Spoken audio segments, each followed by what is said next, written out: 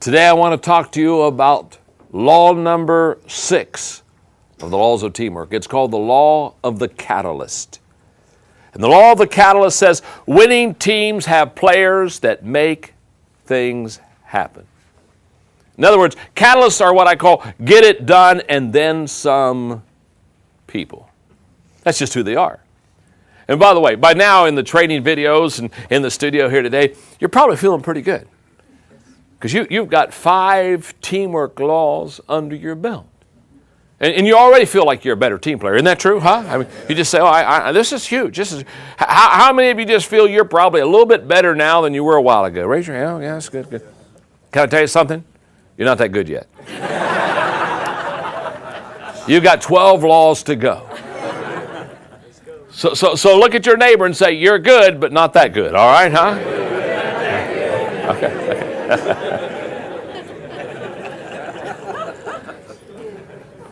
One of the privileges I have in teaching leadership for companies and organizations is every once in a while I get to do something that's really a lot of fun. And this year I was able to go to Washington, D.C. and do the NBA All-Star Game. And being a basketball fan, this was fun. Okay, and so I went and spoke to the players and some of the personnel in basketball. And when I finished speaking, Ed Rush, who's the head of the NBA officials, came up to me and introduced himself, and he said, John, he said, we take your book, The 21 Qualities of a Leader, and that's the book we train all of our NBA refs. And you're our mentor, and it's so fun. I said, oh, good, wonderful. And he said, we want to take you to lunch. I said, even more wonderful. He said, we're going to buy. I said, this is really wonderful. and so I went to lunch with half a dozen NBA refs. And so we had a great time, and they asked me a lot of questions on leadership, and they started asking me things about teamwork because they knew it back then that I was writing this book. In fact, we're going to do training with the NBA refs in the area of teamwork and have some fun there. But we had a wonderful, wonderful lunch, probably about a 2.5-hour lunch, of which I said, I don't get this opportunity to have NBA refs around me all the time. So I said, I've got some questions, basketball questions. And so, of course, me loving sports and basketball, I began to really ask some questions. And one of the questions I asked is, I said, who is the greatest player to ever play in the NBA? And to a man, all 6 of them looked at me, and basically it said the same thing. Do you want us to exclude Michael Jordan? And all of a sudden I realized there were great NBA players, but these NBA refs set Michael Jordan off clear to the side because he was in a class all by himself.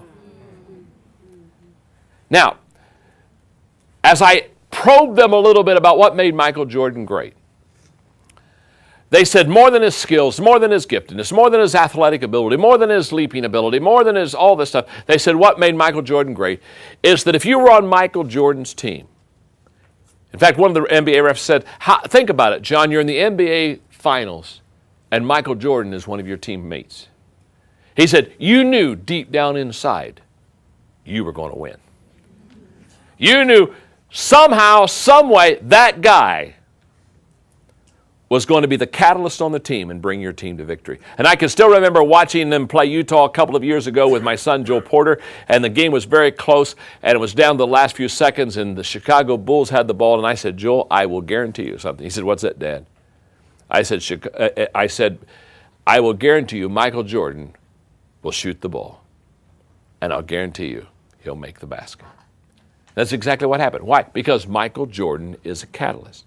Now, every team to be effective has to have that person that you just get the ball to. And here's the way I want to explain the catalyst for you.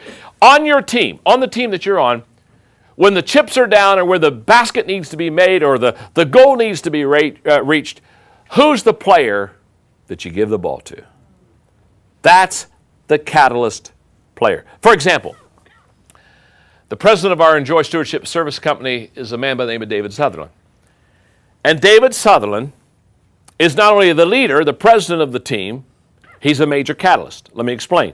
Several years ago, Enjoy Stewardship Services is a company that helps churches raise money for building programs, debt, retirement.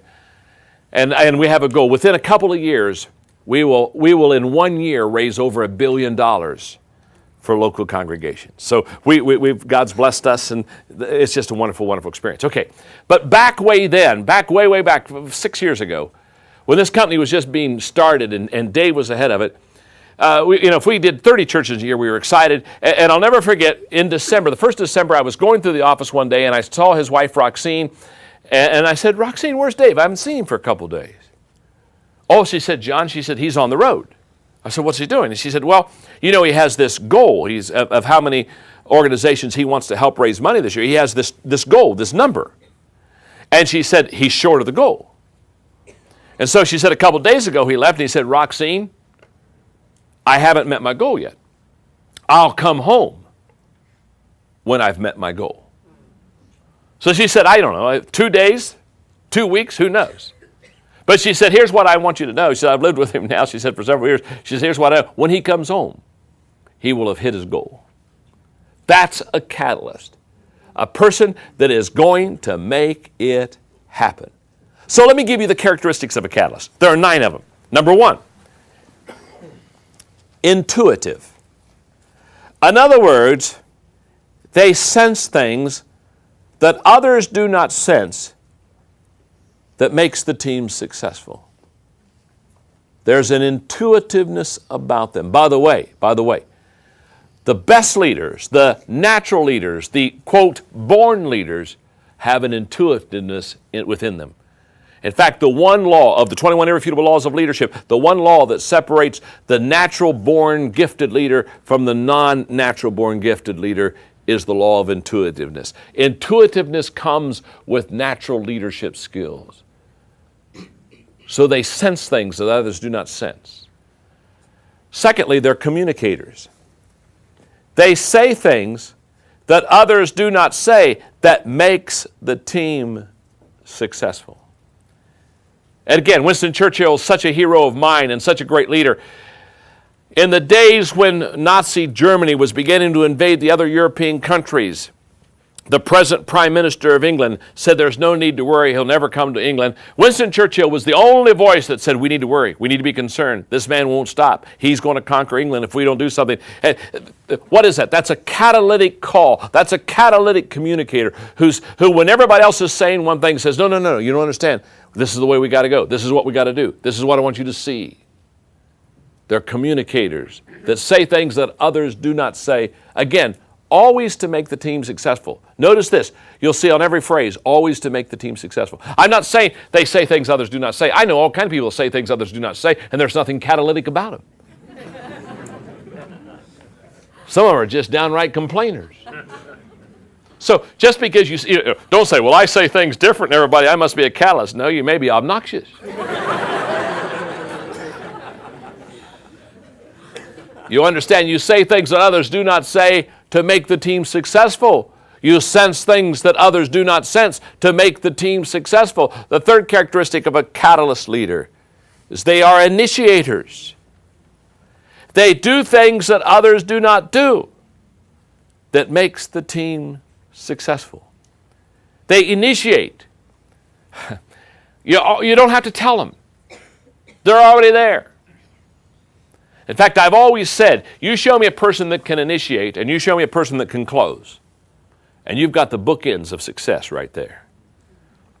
But catalytic people are initiators. Number 4, they're passionate. They feel things that others do not feel. Again, that makes the team successful. They're passionate. They're like David facing Goliath, looking at the rest of the army of Israel and says, is there not a cause? I mean, he can't understand it. Why aren't you charging the big boy? Why anyway they aren't charging the big boy? Because they think the big boy's going to hurt him. Hello.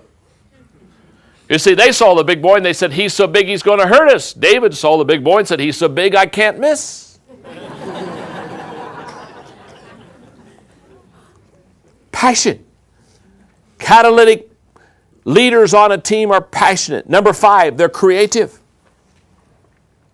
They think things that others do not think that makes the team successful. They're not boxy people.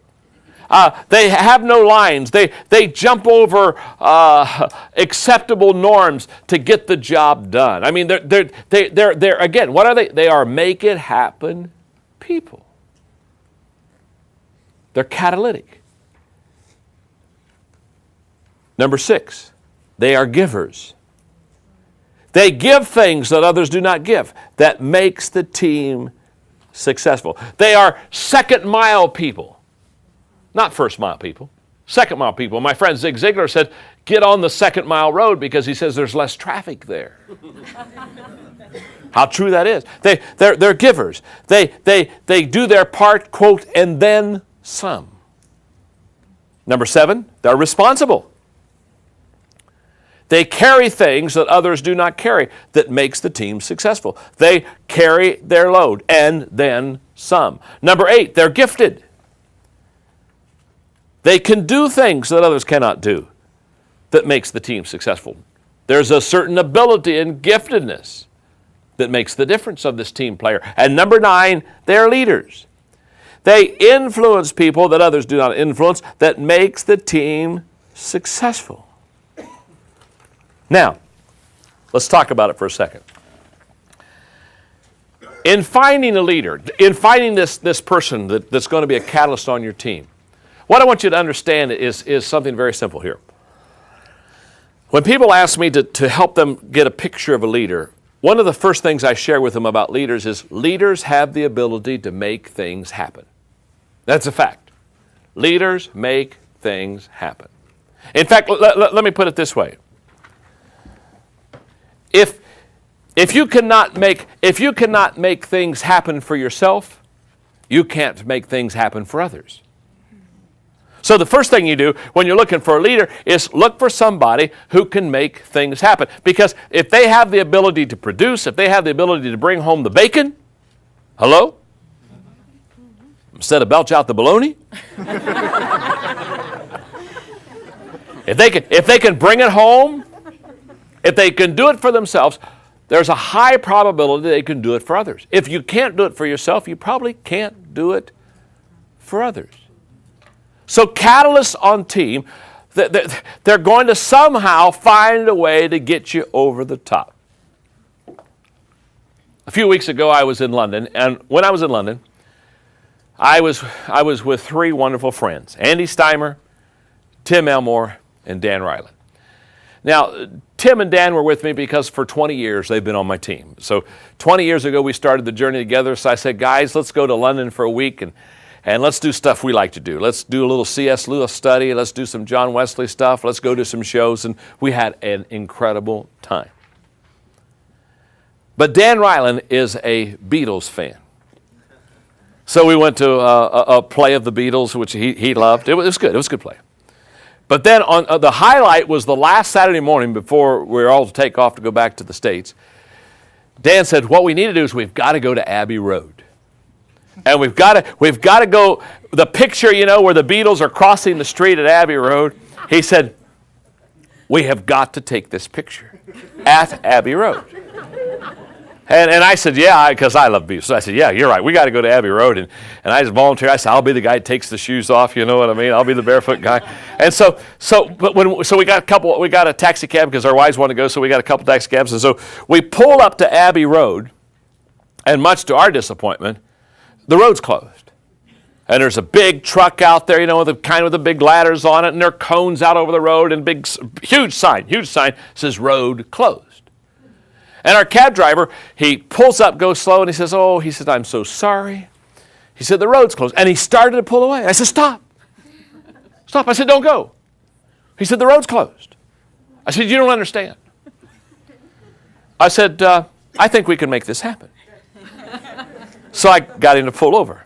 Now, on the way over, the cab driver told us the whole time we were going over, he kept saying to us, he said, now guys, I don't want to disappoint you, but he said, this is a pretty popular place, and he said, a whole bunch of people will be here, and usually you have to stand in line, and everybody's got their cameras, and everybody's doing their little job of going across the street, the whole deal. And so he said, I'm not trying to discourage you, but he said, this may be a long wait. Well, it says road closed. There is no wait. So I said, pull the thing over. So we all get out, and the guys are kind of looking at me and says, guys, hang on. And I go over to the workers of the road, the guys over there that put out all the cones and were, basically doing what the workers of the road do, standing at the side of the road.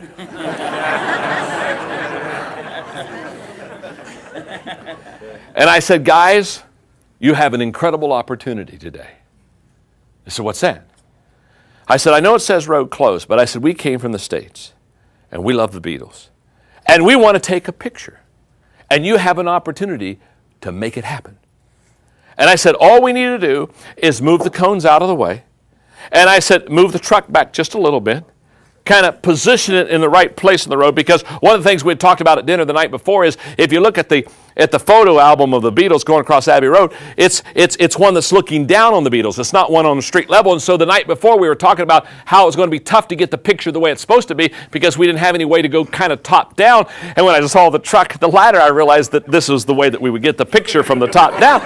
So I told him, I said, we'll have just to move the truck just a little bit to get the picture top down there, and I said, we'll help you. And the kind of guys are kind of looking at each other. I said, you're not doing anything right now anyway, and no, we're not. And so they started laughing, and they started helping me pick up the cones, and so we're all moving all the stuff out of the way. It's a wonderful experience, and we're having the best time. And Patty Ryan and Dan's wife, I said, now Patty, I said, you get up in the truck here and get over here and get the picture. So she gets up in the truck to get the picture just the way it is, and everybody's just having a great time. And I take my shoes off, my socks off, and we get the picture just the way we're supposed to get the picture going across there, and she's up there on top of the truck taking it, and all the guys that are supposed to be working on the road, they're clapping and cheering us on now. And the cab driver, I'll never forget it, the cab driver, when we got back in the cab, looked at Andy Steimer, who was with us, one of the four, and he saw me getting all these workers to help us out, because, well, they are workers, so so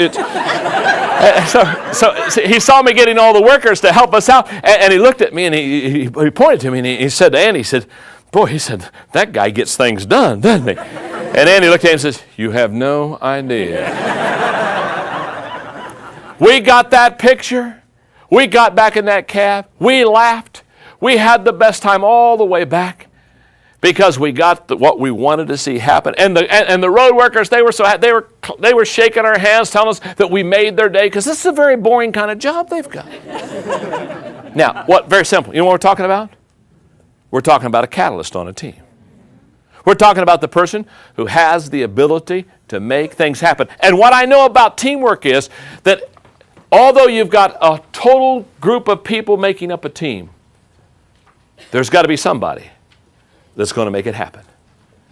And you need to recognize that, and you need to support that, and you need to do everything you can to help that person bring you to victory.